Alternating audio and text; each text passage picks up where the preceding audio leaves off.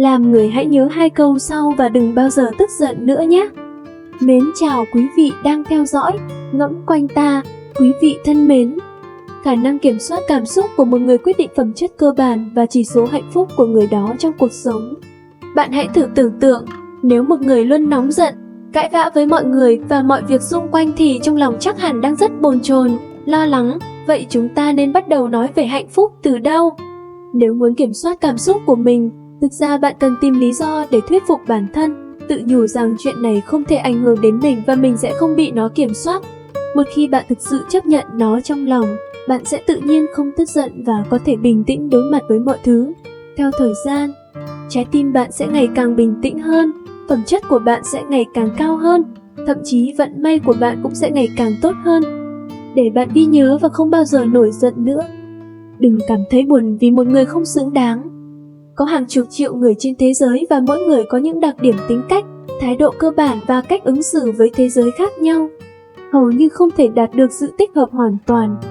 Trước hết, chúng ta phải học cách tôn trọng lẫn nhau và cho phép nhau có những hành vi khác nhau, chẳng hạn như những quan niệm khác với chúng ta, những lĩnh vực và tầm cao tư tưởng khác nhau, cách nói, thái độ, phương pháp và kỹ năng làm việc, vân vân, tất cả đều sẽ khác nhau ở những mức độ khác nhau. Chúng ta cần buông bỏ sự gắn bó với bản thân và học cách chân thành chấp nhận lẫn nhau. Khi bạn nghĩ về nó theo cách này, bạn có thể thấy rằng hành vi của người khác không có gì sai cả. Nếu hành vi của người khác vi phạm những nguyên tắc cơ bản nhất, rõ ràng là không phù hợp với quy tắc, thậm chí vi phạm đạo đức, bạn chỉ có thể nhắc nhở họ một cách thiện chí. Nếu đối phương không nghe thì bạn sẽ phải gánh chịu hậu quả. Tại sao chúng ta phải buồn cho những người không nghe lời khuyên can và không tôn trọng chính mình? Chỉ cần làm những gì nên làm, chúng ta sẽ cảm thấy thoải mái. Đừng lo lắng về những thứ không đáng. Cuộc sống là vô thường, chuyện gì cũng có thể xảy ra. Thực ra khi chúng ta bình tĩnh và suy nghĩ kỹ, chắc chắn bạn sẽ thấy đa số chúng chỉ là những chuyện nhỏ nhặt vô hại và không hề quan trọng chút nào. Chúng ta không cần phải ôm chặt, quá vướng víu và bất đắc dĩ phải buông ra. Thời gian trong cuộc đời rất hữu hạn, chúng ta cần dành phần lớn thời gian và sức lực của mình cho những việc thực sự mang lại lợi ích cho người khác và giúp chúng ta phát triển. Chúng ta có thể giả vờ bối rối về nhiều điều tầm thường trong cuộc sống. Nếu bạn tức giận và khó chịu vì những điều không đáng có này, đó chẳng phải là chuốc lấy rắc rối sao? Một người dù nghèo đến đâu cũng không thể mắc 3 món nợ này, mắc nợ thì dù có muốn trả cũng không thể trả được. Cuộc đời con người luôn có những thăng trầm, có lúc thăng lúc trầm. Nếu bạn muốn đứng dậy khi bạn đang thất vọng, bạn cần sự giúp đỡ từ người khác. Nhưng có một số thứ bạn có thể mượn và có một số thứ bạn không nên vay dù hoàn cảnh của bạn có thế nào đi chăng nữa. Đức Phật dạy, Bồ Tát sợ nhân, chúng sinh sợ quả. Câu này cho chúng ta biết rằng chúng sinh không thể thấy rõ nhân quả nên sợ việc xảy ra. Sự tương tác giữa con người là sự vướng mắc của nhân quả, có thể nói là đơn giản nhưng cũng có thể nói là rất phức tạp.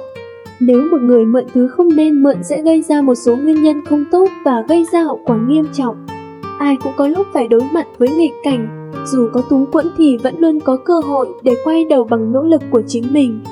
Nhưng dù nghèo đến đâu, bạn cũng không thể mắc 3 loại nợ này, bởi vì nếu mắc nợ thì dù có muốn trả cũng không thể trả được. Đầu tiên bạn không được mắc nợ đó là món nợ ân tình. Con người giúp đỡ lẫn nhau là chuyện bình thường. Vay mượn một ít tiền hay những nhu yếu phẩm hàng ngày chỉ là chuyện nhỏ. Bởi vì bạn có khả năng trả hết những thứ này, dù bằng cách nào bạn vay bao nhiêu cũng không thành vấn đề.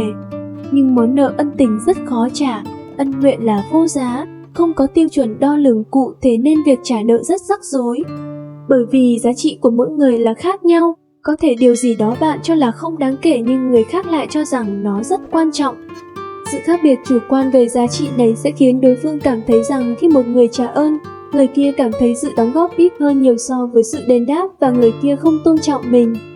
Điều này sẽ dẫn đến xung đột và một người bạn tốt sẽ quay lưng lại với người khác và trở thành kẻ thù.